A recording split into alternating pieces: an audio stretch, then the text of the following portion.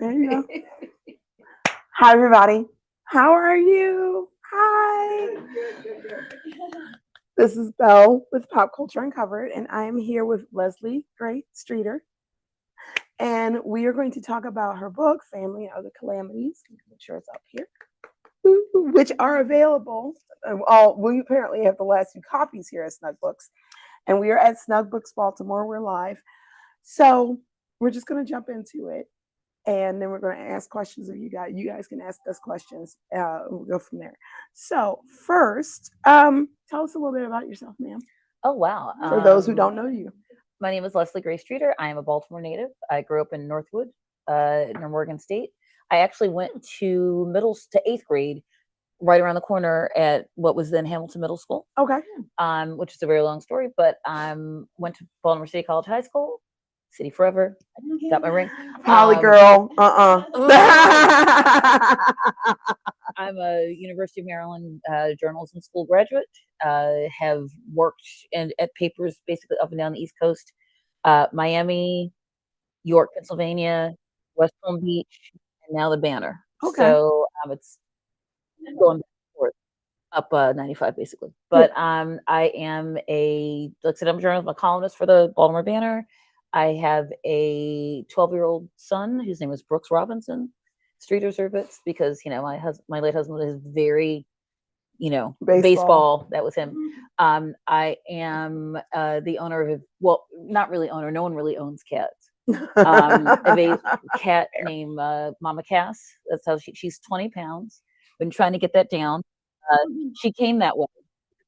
She's like, hey, do this. I would post pictures of this cat. And people were like, you need to exit. It's like, she was large and chunky when we got her. We are working on it. We have her feeder that comes in and she sits there and she stares at it because she knows when it's coming.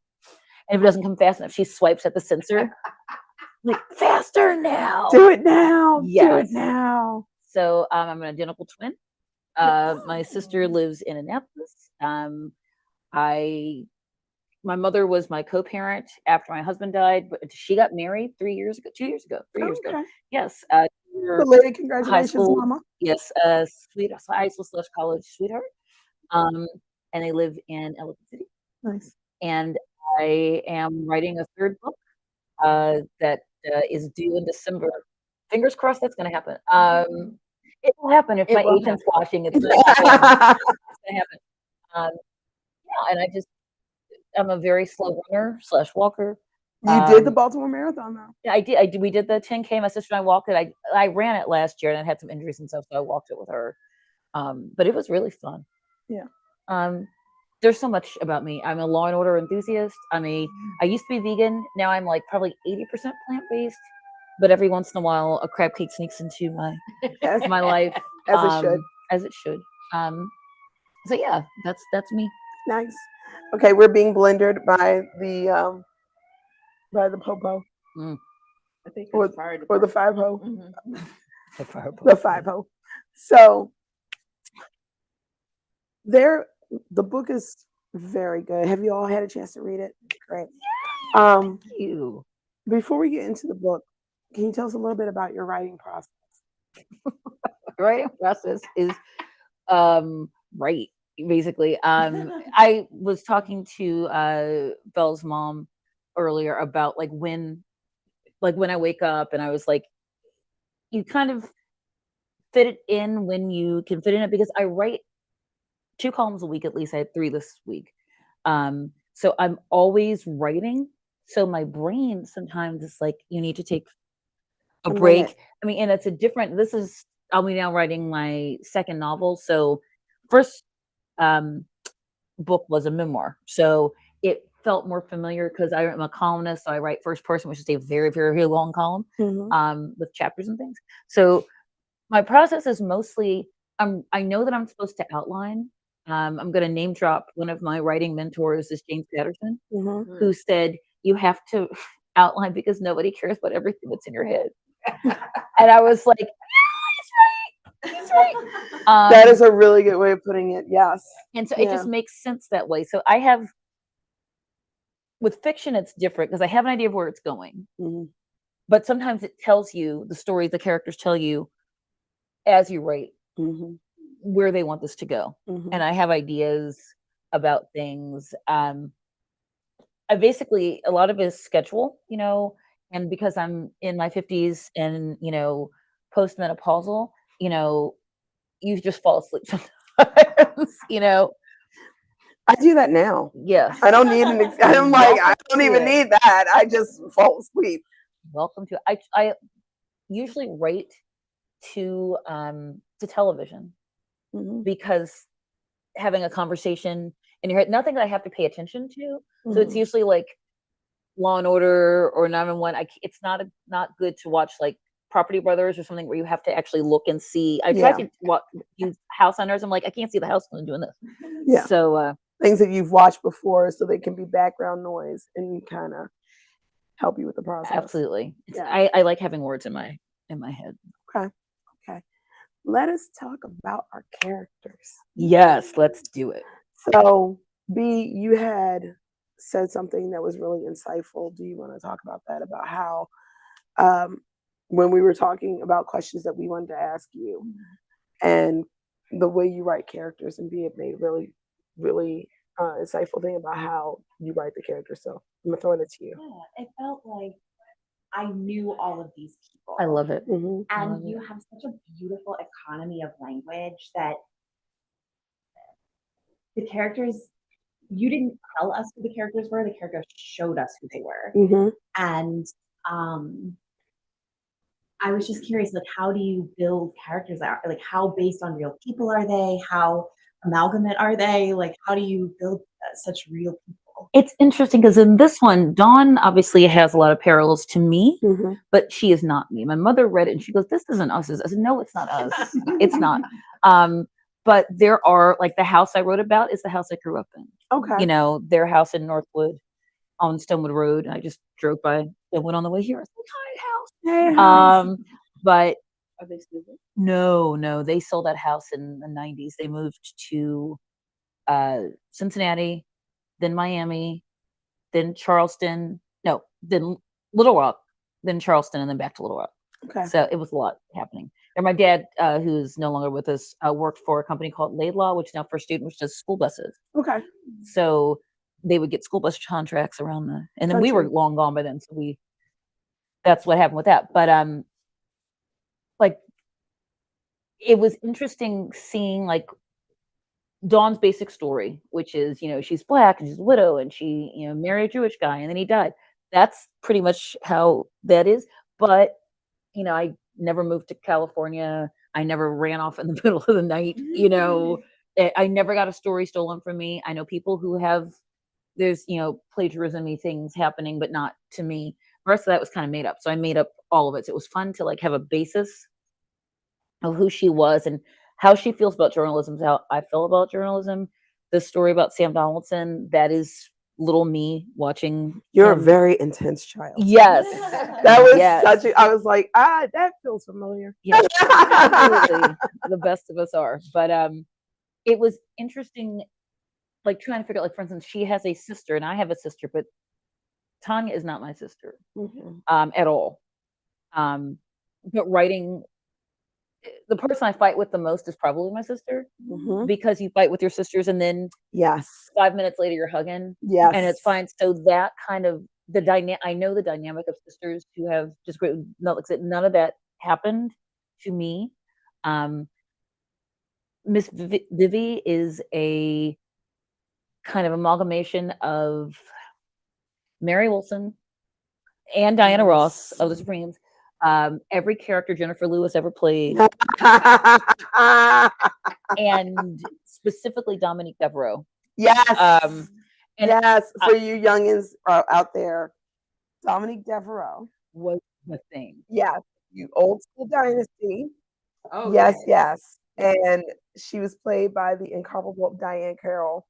And she was the best thing about Dynasty. At one point, she was the only reason to watch. She was. She really was. She had her very first scene when you meet her. Yes. And she walks into Alexis's house with her fur and tells her that her caviar is trash and so is her champagne. Yes, literally. She was like, this is flat. And then she throws it over the throws her thing over the shoulder. She's like, and Alexis is trying to intimidate her like Alexis does, and Dominique is like, nobody cares. No one cares. No one cares. And so those just fabulous Black women who know how to wear a cape, who know how to wear. Okay, so I tell a very quick story. So several years ago, my mother and I went to see Diana Ross at the Kravis Center in West Palm Beach. Nice. And Diana had 4 costume changes, and each of the costume changes had a new cape. So she would come out and she would throw the cape behind her and keep singing. And the first and the first through third cape, not a hitch. 4th cape, she throws it on the ground and nobody comes to get it. So Diana Ross is looking around. She's singing da da da da da da da da. And somebody don't come get this Somebody cape. come get. She doesn't sing that, but we can. And my mother goes, "Somebody's getting fired." Yes. Yes. And so when the cape guy comes out, and he grabs it, and she looked at him like, it was so great. She didn't have to say anything. I was No. like, that's No. Yeah. the cake swirl. And I talk about Miss Vivi's caftan. Yes. That's an ode to that story. Yes. And the wigs. And the wigs. And the wigs, yeah. She kept that wig. It was a good wig. It was a good wig, was a good exactly. Miss Vivi reminds me so much of not just those ladies, but our church ladies from back in the day, and the ones who came in decked. Yes.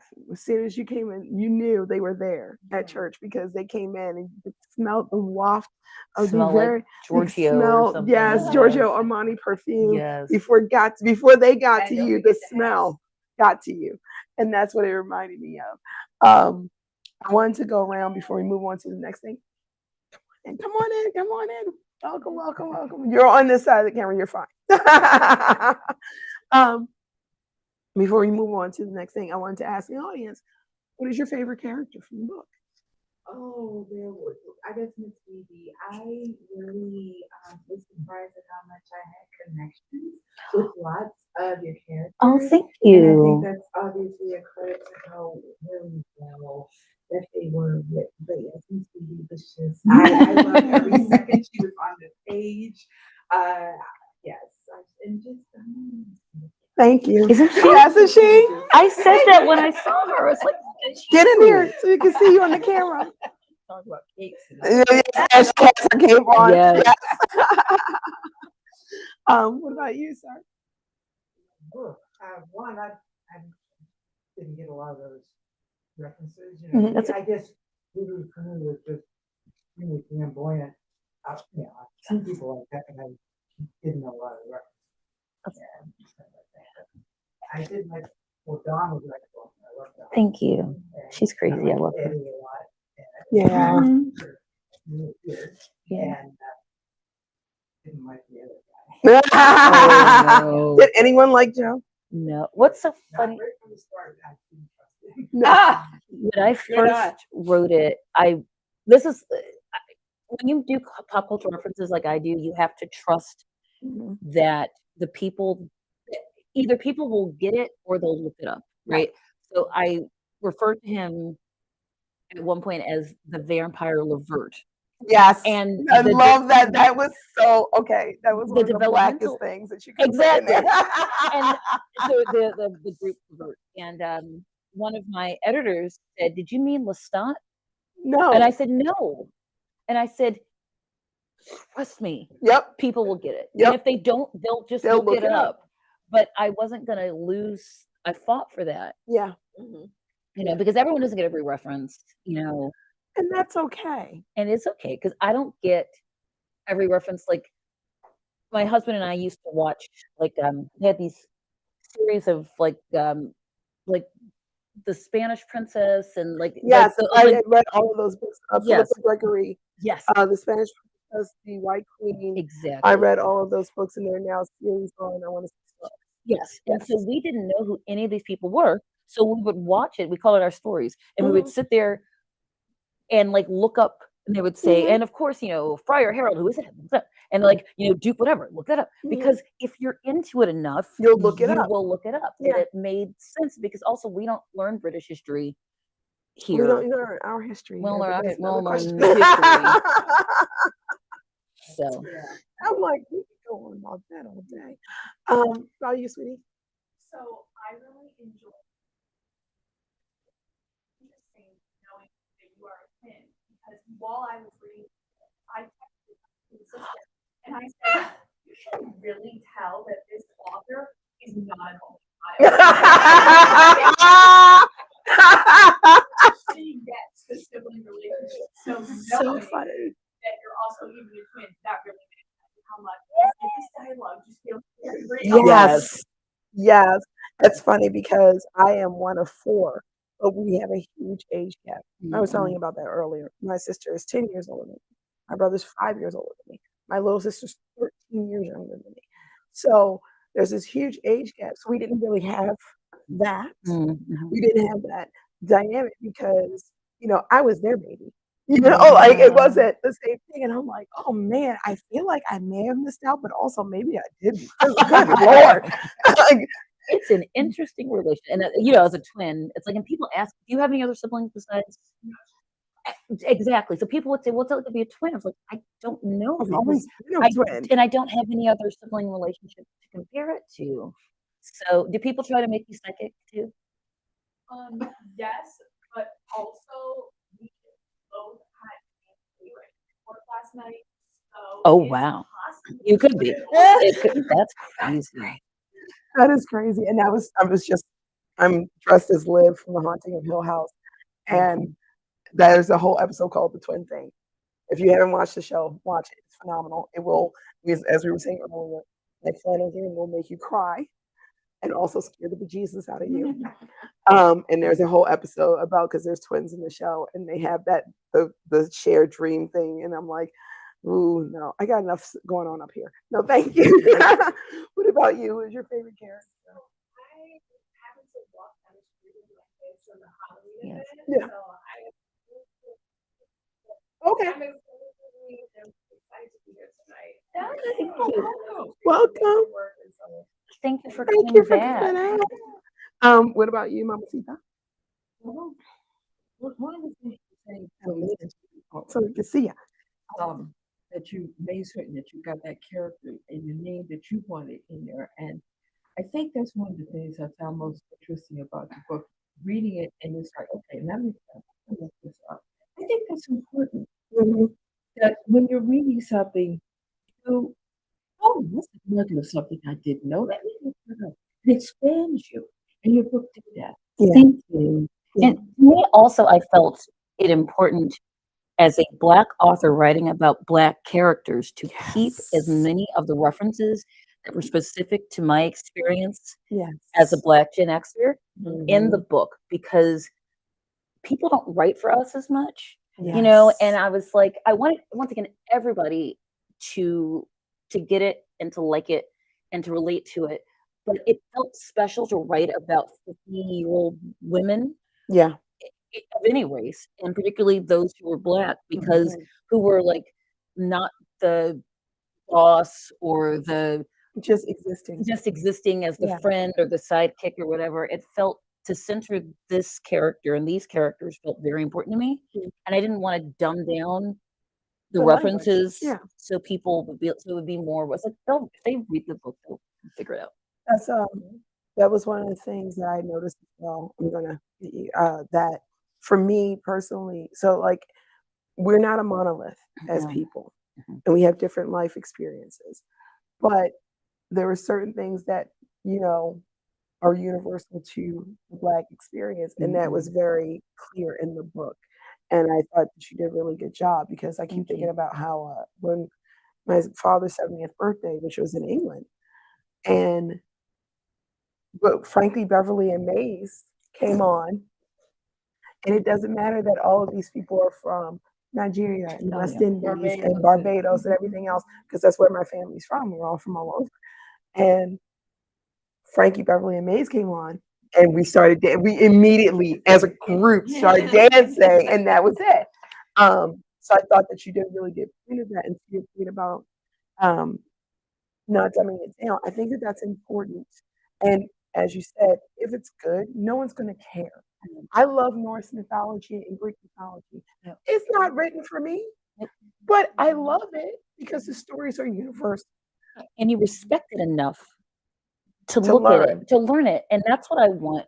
Once again, writing a book about a Black woman in her 50s who gets to have romance, who's Mhm. not skinny, who is not a lot of things that are often the focus of books. Mhm. I wanted to honor that because it's like when I wrote my first book, which is a memoir about the first year after my husband's death. Um, there were not books like that when I was looking for something to read about grief, because Mhm. it was all about like, and then I healed, and here's whatever. That's So I how was like, grief works. I wanted to write about like the messy parts because I was like, am I crazy for feeling like this? Am I Yeah. crazy, for feeling this untethered and this whatever? So I couldn't find it, so I wrote it. Yeah. And that is kind of what I wanted to do Yeah. for this as well. What were you gonna ask? Oh, just a thank you for the reference and the and the book. Over here, I can buy a couple more years. I think I was just so I read it and just felt so seen out. And I grew up, there. So your city, I'm Western. So anyway, Okay. Okay. Where did That's you? right. What neighborhood did you grow up um, Pulaski. Okay. So Okay. but just the growing up in the area, just the ambition of my girl. Yeah. I just cheered. I teared up at some part. It's yes. Again, I read a lot of different things. Yeah. But there's something about the book and reading about your experience. Mhm. This is about me. Yeah. Well, And it's so thank you for that. thank you. I think that's one of the reasons, and I don't know if you're going to ask me this, but I'll just go ahead and do it about Baltimore. I was gonna ask you. Yes. Baltimore felt like, and I'm gonna come back to you because I've caught you. I'm gonna come back to you. Baltimore felt like another character in the Absolutely. book. And was meant to Yeah. be. Yeah.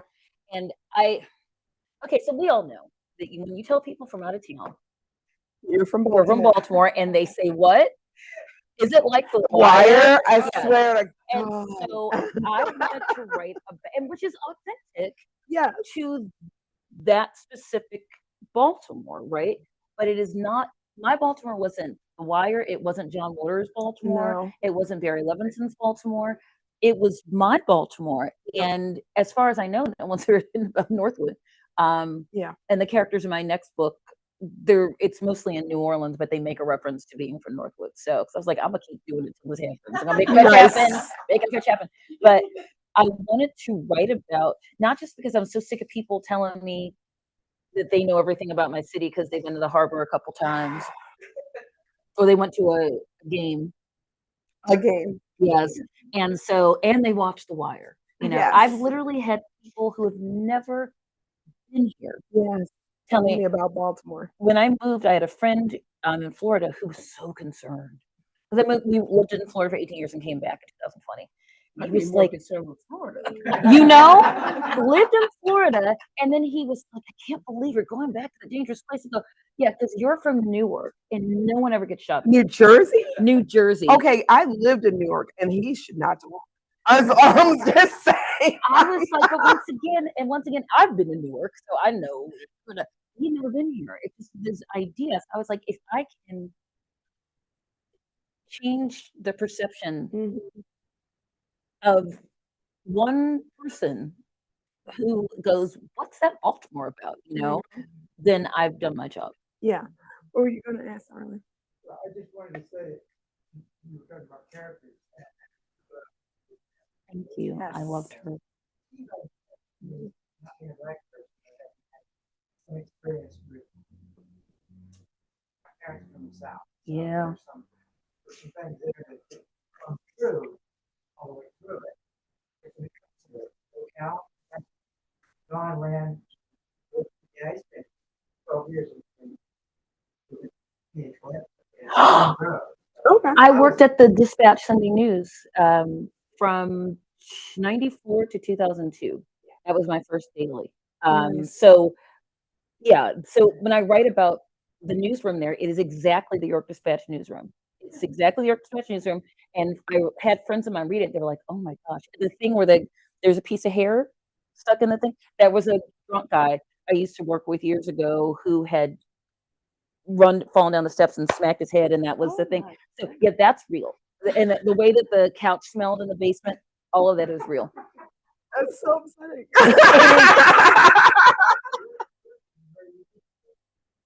I went around about Baltimore and Baltimore 25 years now. I did most of my house issue. Oh, I excellent. discovered there's so many beautiful areas. Mhm. Yeah. Just never knew Where in York did you live? Were you in Spring Grove, or you? I was not right in Spring Grove, York, New Salem. Okay. Sort of in between. Yeah, I worked. I was just last year. Yeah, I have friends who kind of have a York Dispatch reunion, and they live on the outskirts of Spring Grove. She used to live right downtown. They live on the outskirts, and I'm like, "Oh, we're in Spring Grove." My son goes, "What?" I go, "Wait for it. Wait for it. What's that smell?" Yes. Because the Paper paper plant. plant is a very distinctive. Yes. It varies. That's enough. That's okay. I love York. I love York. Do you guys have any questions? Okay. That's a good thing. Yes. Add something about Yeah. else that I really love about how well-rounded all the characters are, even the bit characters. There was, Yeah. and I think it was Susan, but it was one of the people in the newsroom that maybe was in like a Yes, chapter. Susan. And there Yes. was like a line that I have to go back, but I laughed out loud because it was like, I know everything I need to know about this person now. I know exactly who they are. Yep. I've worked with that kind of person. And so even just the like tiny people that we run into like once or twice, they were whole people, and you just there was this beautiful shorthand that you gave And us. can I Yeah. tell you how much important? Because there was a review. I forget who it was from. They liked it. They didn't love it, but they made sure to talk about my character development. And as this is my first novel, that was so important to me that I got that right. And they didn't all sound like me because I'm so used to writing Yes. in my voice. And so it's like, I'm just gonna like swing for the fences and hope that this person comes up like a real person. And they did. Well, that's one of the things I want to talk about as well is that, as I wrote here, you do a really good job of making us, even with Joe. When you get to the book, you'll understand why everyone's like, Joe. But you do a really good job of showing all their points of view. There were points in the novel, especially towards the beginning, where I wanted to strangle Tanya. Yes. And then as I read on and I started to really understand her point of view, Yes. because in her mind, you left her in a way that wasn't, you just kind of rolled out. Rolled out. And especially if you're actually close to your siblings and actually like them, that had to have hurt on such a fundamental level. And you made a good job of making sure that we understood everyone, including Joe's desperation because Yes. he realized that he was losing his touch. Yep. And so that doesn't excuse what he did. And if I No. met him in real life, I'd punch him in the throat. But I get where it is because I keep thinking of, and this is gonna maybe make sense, but maybe not, because just stick with me here. I keep thinking of George R.R. Martin Mm. and how he's written these books and they're just this global phenomenon. He hasn't completed them. They're not done. And I wonder, when I was reading Joe, I was like, I wonder how much of that is where he is. Mm. And I wonder if he'll ever finish. Has he remembered? Has he lost it and he just doesn't want to admit it? Is it a lack of focus? Or, what is that? So I think you did a really good job because I can't imagine being a writer who can't write. Yep. That would be, to me, oh my God. It's like cutting off one of yeah.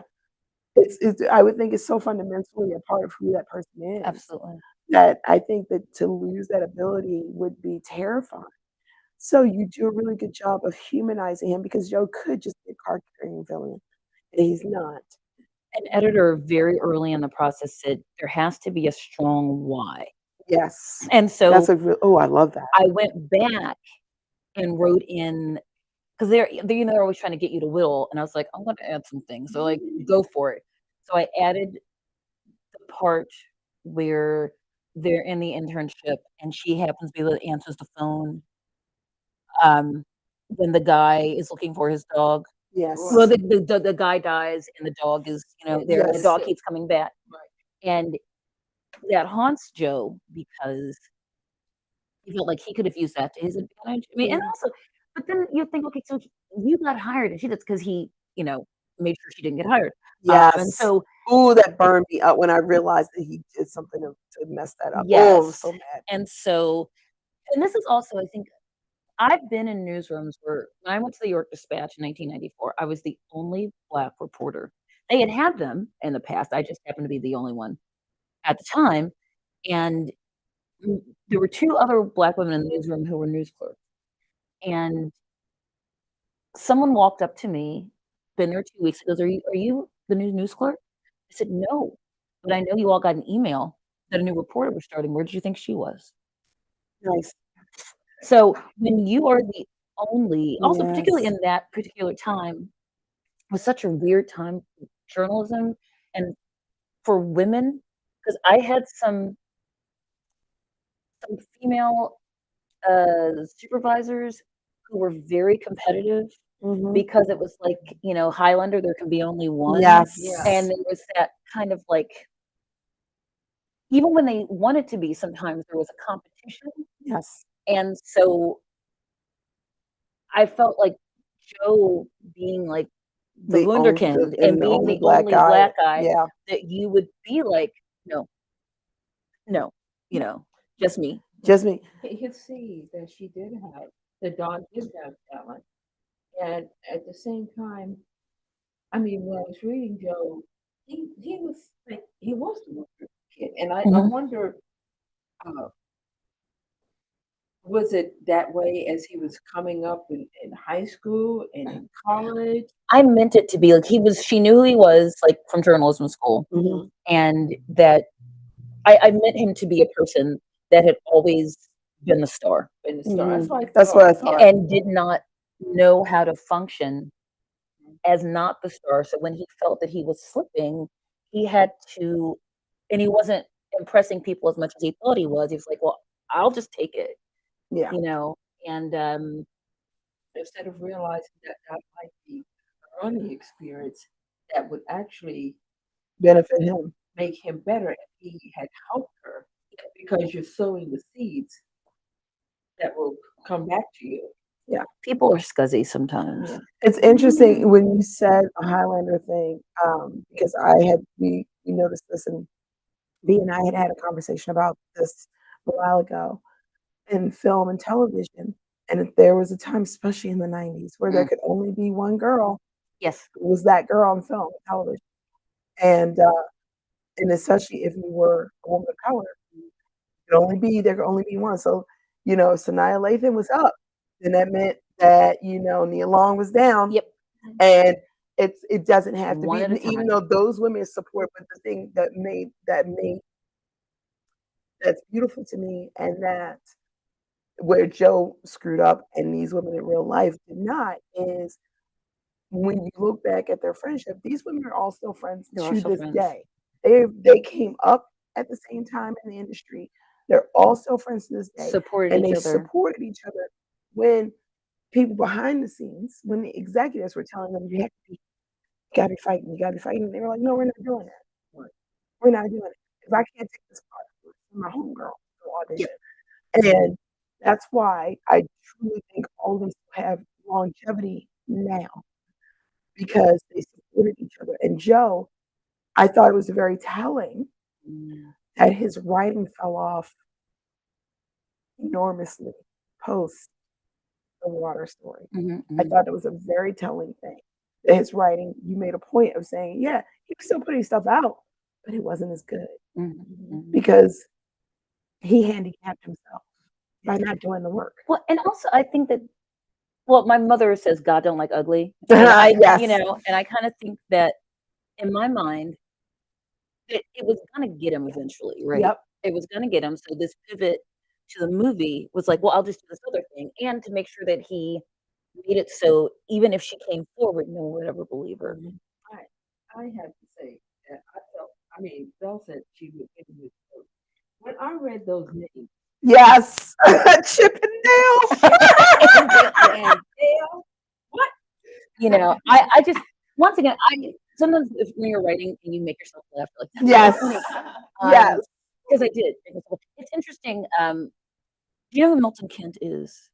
The name is very familiar. He is a legendary sports writer for the Sun a long time ago now. He Okay. is a he's a professor, a journalism professor at Morgan. Okay. And he did the in conversation with me at the Baltimore Book Festival. Okay. And he asked me about if I was conflicted about making the villain a black man because he's a black man. And he was like, and I was like, yes and no, because it was important to me that Eddie existed. So there was a balance. But I didn't also want to say black people cannot be complicated. They cannot be Because that's just another form nuanced. of tokenism. And it would have been too easy to have it be some like fratty white guy. Yeah. You know, it would have been too easy to fall in that stereotype. So Well, I was going to say that I also think it allowed you to have, and maybe, you know, I'm reading into it, but no puns intended, that it allowed you to talk about the crab mentality. Yes, absolutely. Absolutely. I don't know if you're familiar with that mentality, but, you know, only one person can get out of the pot. And the crabs are stepping on each other to keep the other ones down because they need to get out of the pot first. And unfortunately, I've seen that so many times in not necessarily in the Black community, but I will say as an artist, as an actor, I've seen it time and time again. Be a student and also another actor, time and time again, where it's like, you know, we can all win. We don't have to do this. And and also the sabotage. And I do think that I appreciated that he was Black, because I think in media we've gone so far in one direction or the other, and because he's nuanced, he's not, you know, Snidely Whiplash. Yes. There is nuance to it. Yes, I'm old. Yes, I said Snidely Whiplash. I use him as a reference. You know, when I talk about like time people wear pushbacks and people will go, what? Like, look it up. Just look it up. It's a thing. So I thought that I appreciated that, because I think, for one thing, any actor, and that's one of the things I want to talk about when we get to the next thing, any actor who gets this part is going to have so much to do. It's going to be so much fun for them. Awesome. And it's always fun to play because I love playing a villain. I love playing a bad guy. So I'm like, that's going to be great. So that kind of goes into my next thing. We talked about the setting and how you use Baltimore City and the surrounding counties as another character in the book. I want to talk about Bria. Yeah. And what's that like?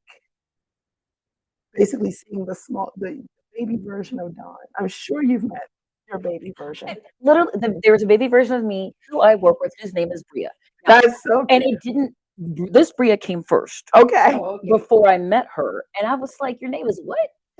So, and she said that people have asked her, "Is that you?" She said, "No, it's not me. It's not me." Bria was originally named Brian. Okay. And he was a white guy. Okay. And so my editor, who was brilliant, thank you, Selena James, at Lake Union, was like, I feel like there needs, because it's so generational, you know, and she goes, I feel like there needs to be another character, another female character. And so I went, okay, so I just ripped it up. You know, just ripped it up and started, not over, but I started those parts again. And I came to it became a really good conversation about journalism and Mhm. about the way, because I'm 54, but I still sometimes think I'm 30 and I'm not. I still think that like I'm the young whatever. And so when people come up and you get that very much, these kids today don't whatever, it's a completely different business than it was. Yes. There are not the opportunities.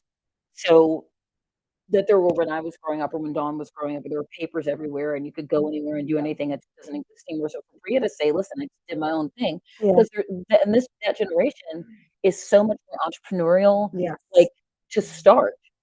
She goes, this wasn't working, so I did this myself. And there is a sense with people that age that they feel like we pull the ladder Yes. behind us. And so she's like, you judge me and have no idea what it's like to be me at this time and want to do a good job and want to do journalism and want to tell the truth and do all these things. And yet sometimes I can't worry about your feelings or whatever Yeah. because I got to do this. And so I wanted to get that right about and be honest about my own persnickety old lady-ness of it, even when I think that I'm not, Yeah. you know. Yeah. What about you guys? What are things that you noticed in the novel, before we go into particular casting? Okay. What were things in the novel that really stood out to you? What were characters or moments? What was like a key moment that kind of really hit you? I'm glad you brought up Bria because I realized that with her characters and I really liked her, but I just realized that sometimes in my mind, I think went on, she said she was black. I was thinking of her region. I don't know Really? why. Oh darn, you're gonna have to read it again. It's something that I'm very specific about as a Black author, that I'm not going to other myself or other Black characters. So I grew up reading series or whatever, where there'd be one Black character and they would say, who is Black? Whatever, who is Black? And so because they never say so and so who is white, because the assumption is white is a That's the default. fault. Yep. And I was like, I'm not going to do that. Mhm. So I would mention people's race only when it felt relevant, because I figured once again you'd figure it out. When I talk about someone having a fro or having braids or having afro puffs, whatever, you would figure out Yeah, context. context clues that I was talking about a Black person. And I think in their conversation, that they have in the basement, I think it's mentioned that they are. So that she is Black. I think that comes a thing. But yeah, it's something that I could see when I decided to make her Bria. I could see her. I could see just this young person who also doesn't have a lot of it's not niceties, but like I said, there's a generation gap and there's a way that younger people deal with. We were having a discussion, Yeah. about with respect to say, I don't have to be nice to you just because you're older than me, Yes. or I don't have to pretend that you're better than me because you're older than me. Yeah. I cackled. I love the conversation between those two when Bria's like, yeah, I know you're Gen X. And you were alone by yourself in your Roman crew, you had to fight that. Claire's said, yeah, those I know. I really love their relationship. Because at first, it was like Bria James, right? You get The whole name. thing. And then when they were okay with it, be just Bria. I really love the mentor relationship Yes. that ended up between the two of them. Because I didn't really, because Bria, still kind of seemed like, kind of, busybodies. Yeah. And I like the And relationship that developed. it was an ambush, but I mean, once again, it's the way that things are. Yeah. Journalism is not what it used to be. I mean, not like it was never terrible already. It was just terrible in a different It was a different type way. of Different type of terrible. terrible. Or that we were not intrusive. I was talking to someone the other day about how I hated covering funerals. I don't think journals belong at funerals Yeah. because it's not the fault of the people who are mourning that person that they were like murdered or die in a fire or something, and we treat it like a story, Yeah. and I hate it. I don't ever have to do that anymore. So, although Monday's column is about the White House, so Well, we are mourning. I'm gonna get letters. We are in mourning. Yes, we are. We're gonna get some letters. Sure. Did you ever see that really kind of stood out for you? I was gonna ask how you landed on the relationship between her and her brother-in-law. And Yes, that was the one for that me. was Yeah. an interesting development. And I do like how with her, Yes. but how did you land on improving him? Because, and I can't speak for everyone, but I think everyone has people in the families they married into. There's some of them you really like, and some of them don't spend a lot of time. Mm-hmm. And because she is still grieving, Mm-hmm. and she blames him in some ways for having not visited her husband or not having been there. And COVID complicated things, at the end, but that she's always held them at arm's length because she felt they were doing the same to her. So when she realizes, like when they get to when they're interring the ashes, that it's like the first time she's really thought about he's grieving him too, and that for him, this is he was not at the memorial service that they had in LA, and the way that he takes the urn and holds it because he didn't get to say goodbye. So Yeah. she's beginning, even against her own, brothers, to see him as a human being. Yeah. And then when he comes to help her, it's because he knows now that his brother's going to look bad in this movie, and he's like, "We have to work together to stop this, Yeah. from happening." And then they begin to see each other as people. As someone who is married into a large family and very different backgrounds, Mhm. I thought you did a really good job with that as well because there is the interracial aspect. And there is the family dynamic aspects being completely different. Mhm. Like I said earlier, the age gap between me and my siblings meant that I didn't really grow up as a multiple child. I grew up as a single child for all Yes. intents and purposes because my siblings are so much older than I am. And meanwhile, my husband comes from this huge family, and they can be overwhelming sometimes. They are, you're- he's of Scottish and Indian descent. He comes from this huge family. It's so many people all at once, sometimes. And for someone who is reserved, who comes from someone who is reserved, Yep. and it can be a bit much. And then also have the cultural clash. Yes. The cultural clash. So things that bother me, they don't see it No. because it would never. For them, it's not the same It wouldn't thing. have It occurred wouldn't occur to to them. them that was something that I personally would be like, that's offensive, and it has nothing to do. It's like we don't touch people that we don't. And things like that, like little things, and so that I can see how like you did such a good job because you. I felt very seen Thank with you. that. My brother-in-law, same thing. Just much older siblings. Mhm. Much closer to his like nieces and nephews Yeah. because of the age thing. Also, was essentially raised as an only child. Yep. And my family is very loud.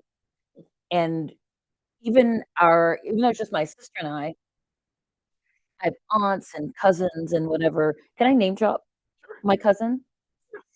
Angela also Brooks, Yeah. the senator, Yeah. is my cousin. And so when we do stuff, we roll like just like Deep. the deep, like Yeah. 19, 20 people, just like, and that's And like the music comes on and basic- the dances start.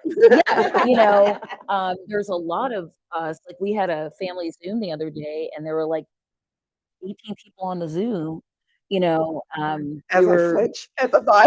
Like- and so when my brother-in-law comes over to my house, I have a little courtyard in the back of my house, and I call it Uncle. His name is AC, but when Brooks was little, he called him Uncle C.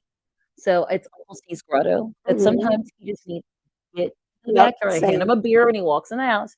He sits in the backyard and Yep. just like Yep. woosah, and Yeah. I appreciate that. So the overwhelmingness of people, and it was important to me that she had lots of cousins and that they're all talking at the same time. Yes. And As I was reading that, I was like, my anxiety was kicking in. I was like, there's so many people in this house. Like, so many it's people so in the house. many people.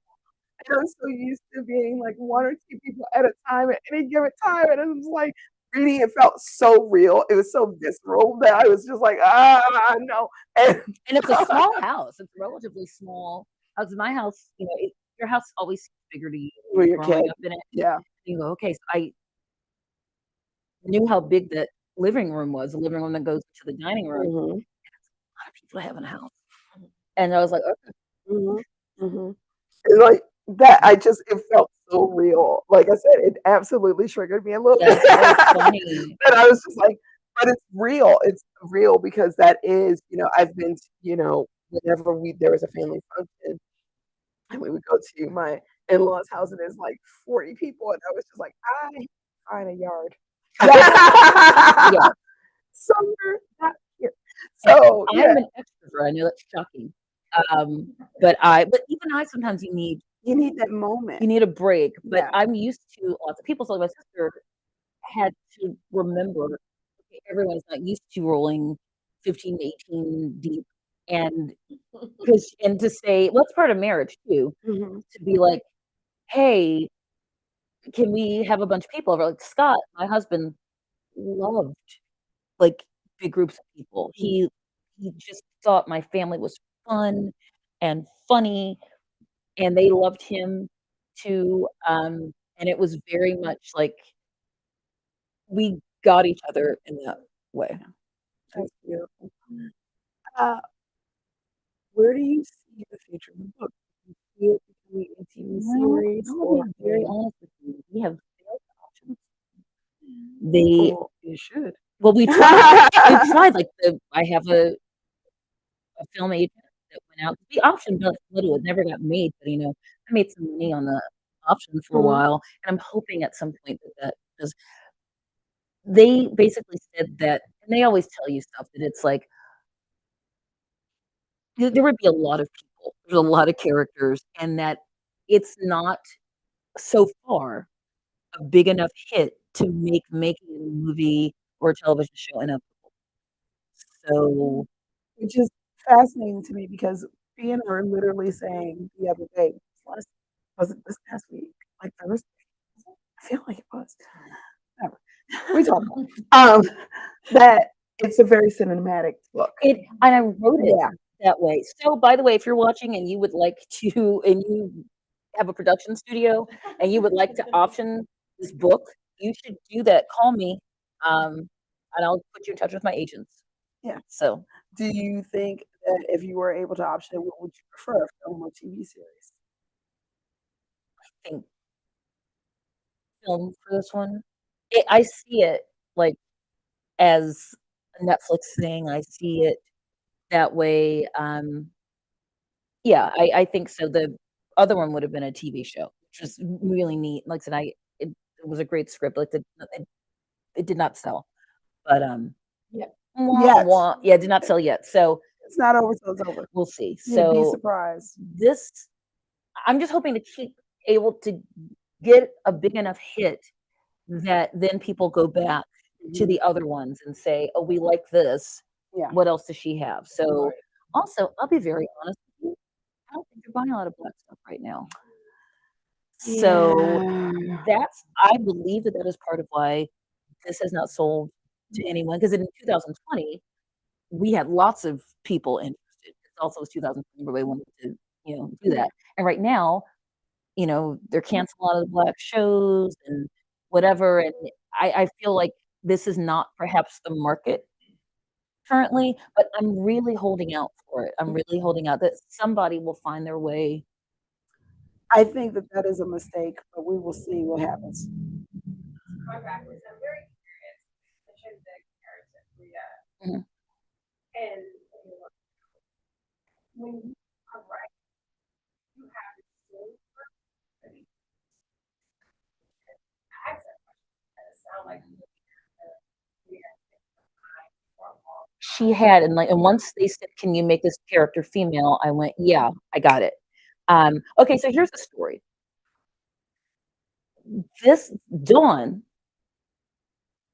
has been in my head since 1994, Wow. but then she was 23 like me. Dale and Joe in my brain, but completely different characters. Here's what happened. I thought I was gonna go to film school and for grad school. So I wanted to write a script, and that was pre-internet basically almost. So you could go to the back of like Premiere Magazine and you could order scripts. Yep. So, and there was no such thing as uh, software for screenwriting at that point or whatever. So I was like, okay. So I ordered the script of Some Kind of Wonderful, Oh wow. which is one of my favorite Yeah. movies. And so just to have a template, and I wrote the script in 2 or 3, I don't know where those notebooks are, I wish I knew where they were. You in the Longhand, notebooks. exactly, in like spiral notebooks. I wrote it. And Dawn was a college student who was in a band with her boyfriend, whose name was Joe, who was the backup singer.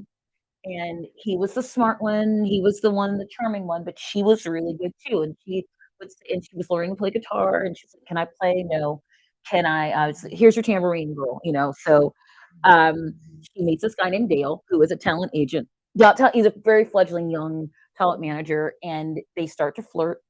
But he also sees that she's good.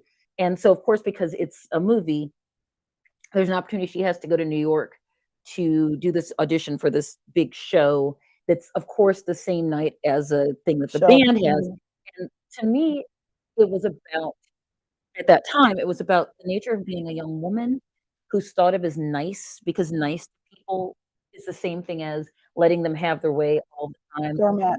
Doormat, not making a big fuss, not fighting really hard for what you want. And so when she starts to say, "But I don't want this," Yeah.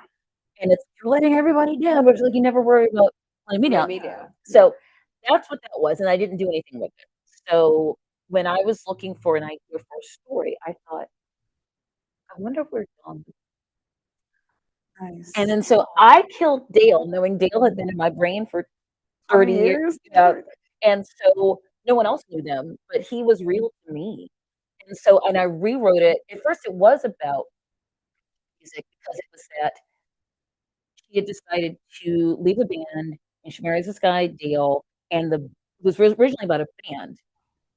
And she leaves the band right around the time that they're about to get famous, but she wrote their biggest hit.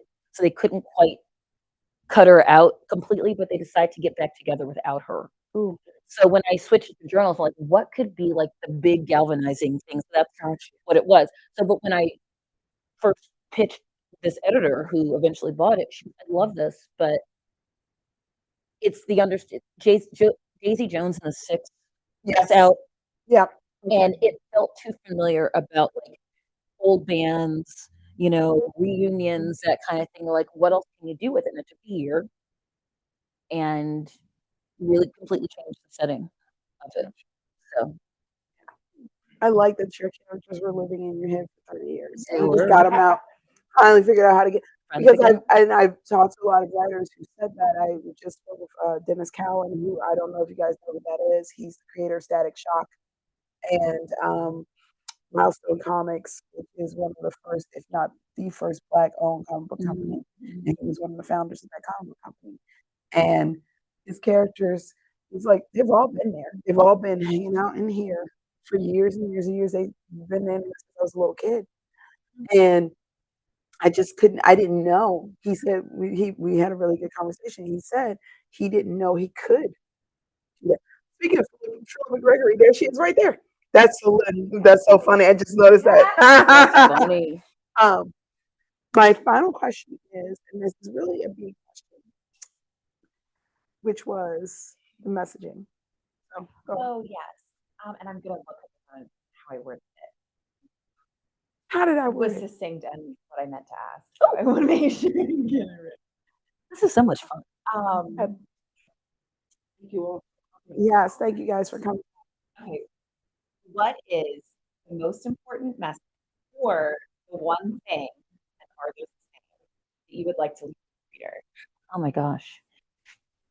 It's a couple. I think, do you know who Zibby Owens is? Yes. Okay. So I was on Zibby's show and she said that to her, it was about being reminded that decisions that you make when you were very young will come back to bite you. Mm-hmm. And I went, yeah, yeah. And that these things follow you, that you have a choice. Dawn did the exactly wrong thing.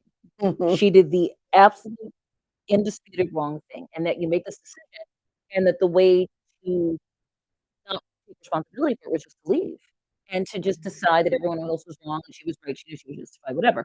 So I think that it's that you know you have to make you have to be resolute about who you are, and also that other people's versions of your story are different.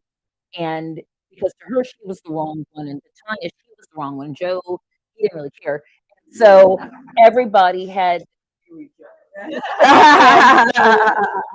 brother-in-law Brent saw it as keeping him away From his from brother. family, Mhm. and her mother saw it as got it, but also she was her child Yeah. from across the country. So I think the message to me is that everything we do, sometimes that your family is the calamity, Yeah. you know, Yes. and that sometimes you just have to. We're all interconnected, and everyone else's version of all of your stories collectively. Yes. Thank you. Thank you for coming out. Thank you guys for coming out.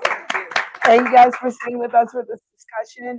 It will be fully up on the YouTube page. It should be live streaming now, and there will be edited a little bit, but not by much. And you can get Family and Other Calamities at your bookstore. Books. Have two left. There's 2 left. Yeah. Ricky's like, we're getting more. So pleased. Yeah. Sold out here. So please feel free to come in and pick up and support the local bookstores wherever they may be. Thank you so much. You can follow the popcultureuncovered.com, PC Uncovered on Thread. And we will be out and about in the neighborhood. I believe we have another Comic Con. So, Oh wow. you know, we will be at the cons as long as no one else gets sick. There's no more plagues. Yeah. I'm like, we're all like, "Please, God." Have a good night. Bye, everybody. Yes. Yes. Bye. Nice. All right. Yes. I'm a sign in.